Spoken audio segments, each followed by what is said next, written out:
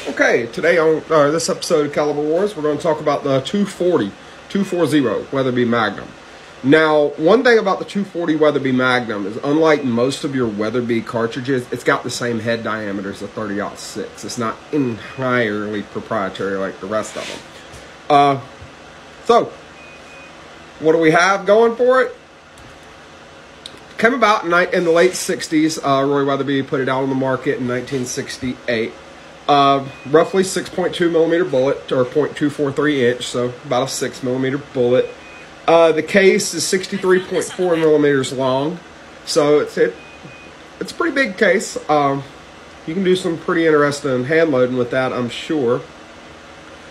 Fairly flat trajectory, quite similar trajectory to the 224 Weatherby Magnum, with using a 300-yard zero. You're 2.8 up at 100, 3.5 up at 200, 8.4 down at 400, 22.9 down at 500. So quite a flat shooting cartridge.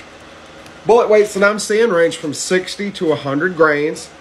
100 grain bullet, gonna step out around 3,200 feet per second with about 22 3/4, 2275 or so pound-feet of muzzle energy.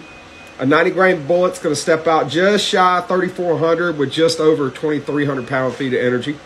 80 grain bullet at right around 3,500 feet per second with roughly 2,200 pounds of energy. 75 grain bullet at 35 and a half, 3550 or so, and it's going to have just over 2,100 pound-feet of energy. And your 60 grain bullet stepping out at 3817 with just shy of 1,950 pound-feet of energy. So this right here is, it's a proprietary Weatherby Magnum cartridge for sure. It does have the very traditional double round shoulder that Weatherby is kind of known for. It is a belted case, and the case is right around 2.5 inches long, 2.496. So it's going to be shorter than like your 244 Holland & Holland or something like that. But there again, you've got a fairly flat trajectory, and you can get some good stuff done with this. And there are, honestly, with a 60 grain bullet stepping out at 3,800 feet per second, if you wanted a hand load for it, you could probably push that bullet out to 4,000 or so. And that's actually pretty impressive.